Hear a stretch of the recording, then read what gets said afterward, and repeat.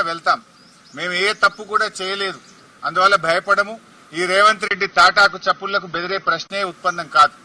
ఎందుకంటే ఇలా రేవంత్ రెడ్డి మాకు తెలుసు, నిన్న ఆయన బావమర్ది భాగవతాన్ని పొద్దున బయట పెడితే సాయంత్రానికి నోటీసు పంపిండు.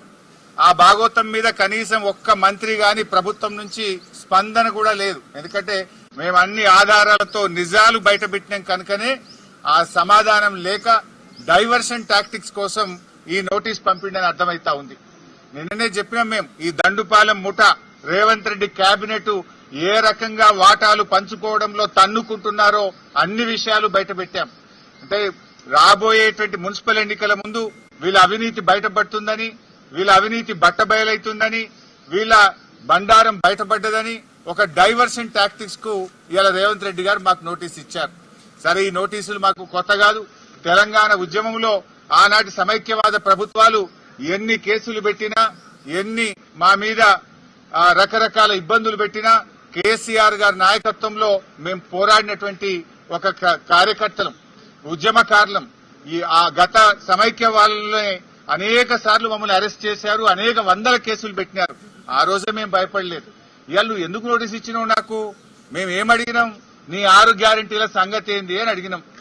నువ్వు బాండ్ పేపర్ మీద రాసిచ్చిన మహిళలకు మహాలక్ష్మి 2500 ఎప్పుడు ఇస్తావు అని అడుగుతా ఉన్నాం. నువ్వు అవ్వా తాతలకు 4000 పెన్షన్ ఎప్పుడు ఇస్తావు అని అడుగుతా ఉన్నాం.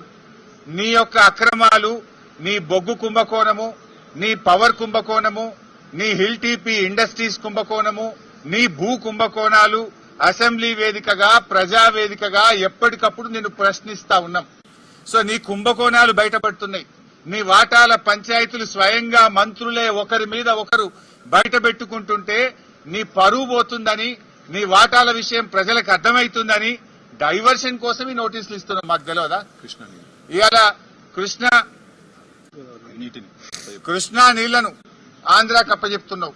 అదేవిధంగా గోదావరి నీళ్లను ఇవాళ చంద్రబాబు నాయుడు గారి ప్రభుత్వం, ఆంధ్రప్రదేశ్ ప్రభుత్వం గోదావరి నీళ్లను మళ్లించి మరి బనకచెర్లకు, నల్లమల్ల సాగర్ తీసుకుపోతుంటే నీ చేతగాని తనాన్ని ఎప్పటికప్పుడు నిలదీసింది బీఆర్ఎస్ పార్టీ, ప్రశ్నించింది బీఆర్ఎస్ పార్టీ.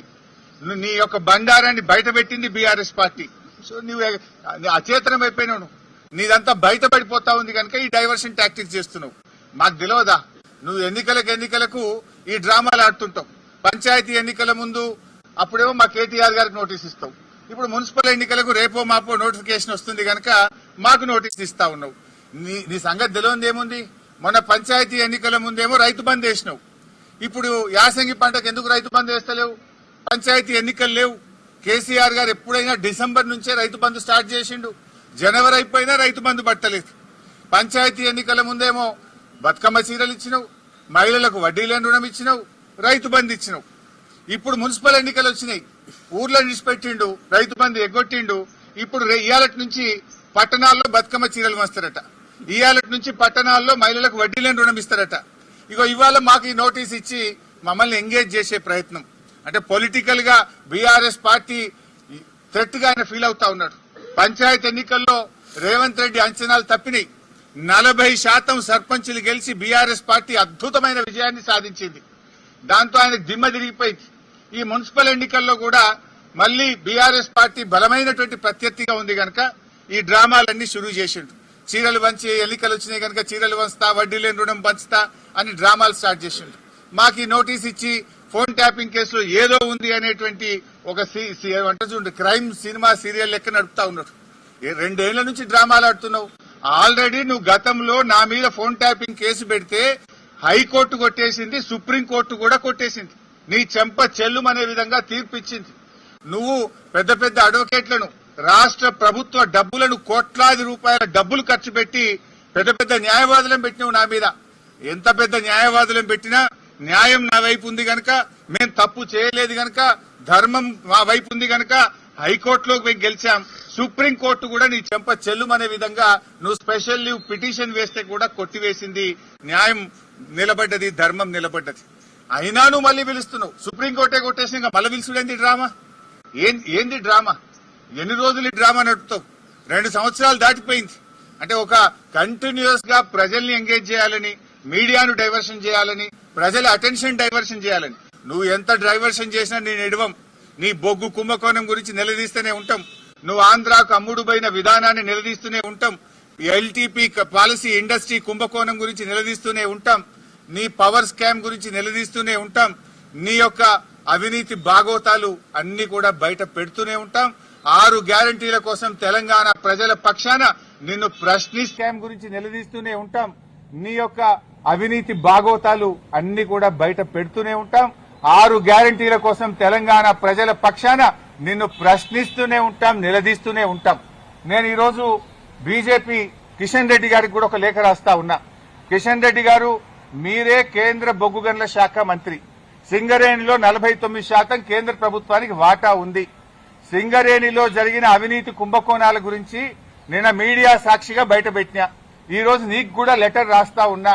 నువ్వు ఒకవేళ రేవంత్ రెడ్డితో కుమ్మక్కు కాకపోతే వెంటనే సిబిఐ విచారణకు నువ్వు ఆదేశించాలని చెప్పి కిషన్ రెడ్డి గారిని డిమాండ్ చేస్తూ I'm writing A open letter to Kishan Reddy. Kishan Reddy గారు, నేను అన్ని ఆధారాలు ఇవ్వడానికి సిద్ధంగా ఉన్నా. రేవంత్ రెడ్డి బావుమరిదే ఈ యొక్క కుంభకోణాన్ని ఎట్లా నడిపాడు, ఎట్లా ఈ టెండర్లన్నీ రింగు చేశాడు, మరి కోల్ ఇండియాలో గాని అదేవిధంగా వెస్టర్న్ కోల్ ఫీల్డ్స్ లో గాని గతంలో సింగరేణిలో గాని ఎప్పుడైనా -10 నుంచి -20 టెండర్లు పోతుండే.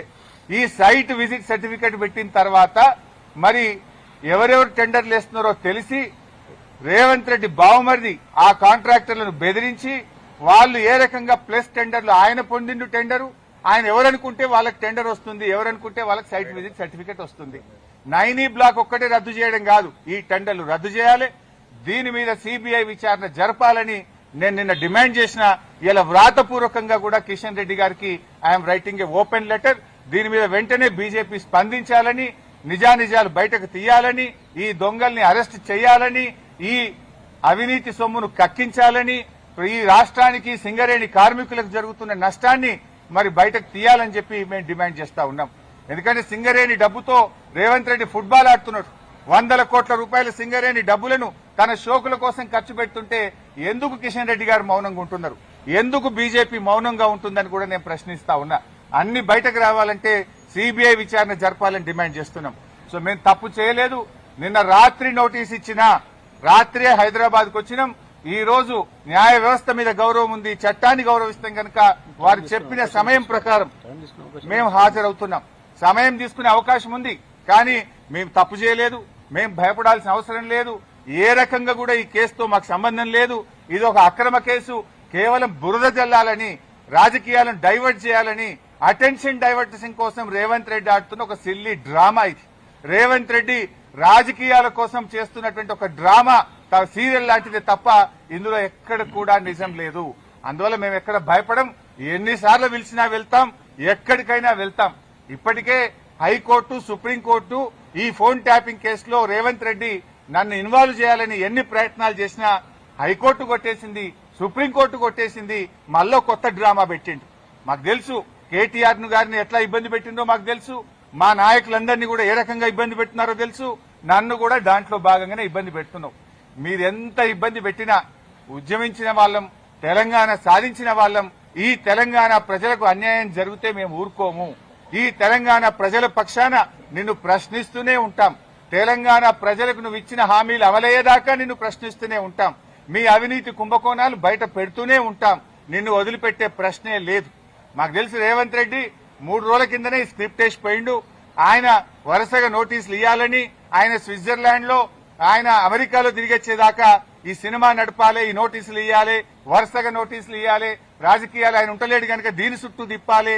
బీఆర్ఎస్ నాయకులందరూ మున్సిపల్ ఎన్నికల మీద దృష్టి పెట్టకుండా అటెన్షన్ డైవర్షన్. సంగారెడ్డిలో ఒక ఎమ్మెల్యే మొన్ననే చెప్పిండు, మేము ఉమ్మడి మెదక్ జిల్లాలో కష్టపడి పనిచేస్తే ఒక ఆయన చెప్పిండు మొన్ననే, ఇక నేను మళ్ళా పోటీ చెయ్యా, ఇక నేను మళ్ళా ఓటు అడగా అని మా దెబ్బ కొడితే మొన్న ఒక నాయకుడు చెప్పిండు. రేపు కూడా నువ్వు ఎన్ని డ్రామాలు చేసినా ఖచ్చితంగా మెజారిటీ మున్సిపాలిటీలు గెలుస్తాం, ప్రజలతో ఉంటాం. ప్రజల చేత నీకు తప్పకుండా ప్రజలే నీకు బుద్ధి చెప్తారు. మేము మాట్లాడుతున్నది నీ అవినీతి మీద బయట పెట్టినాం, దాని మీద సమాధానం చెప్పు. నీ 6 గ్యారెంటీల గురించి అడుగుతున్నాం, దాని మీద సమాధానం చెప్పు. సంబంధం లేని కేసుల్లో మమ్మల్ని పిలిచి ఈ డ్రామా ఆడుతున్నావు, ఆడు ఎంతకాలం ఆడతావో. నీకు సమయం దగ్గర పడ్డది, ప్రజలే నీకు తగిన గుణపాఠం చెప్తారు. తప్పకుండా మేము న్యాయపరంగా ఎలాంటి అవకాశాలు ఉన్నాయో న్యాయపరంగానే ఈ కేసును మేము ఎదుర్కొంటాం. Thank you.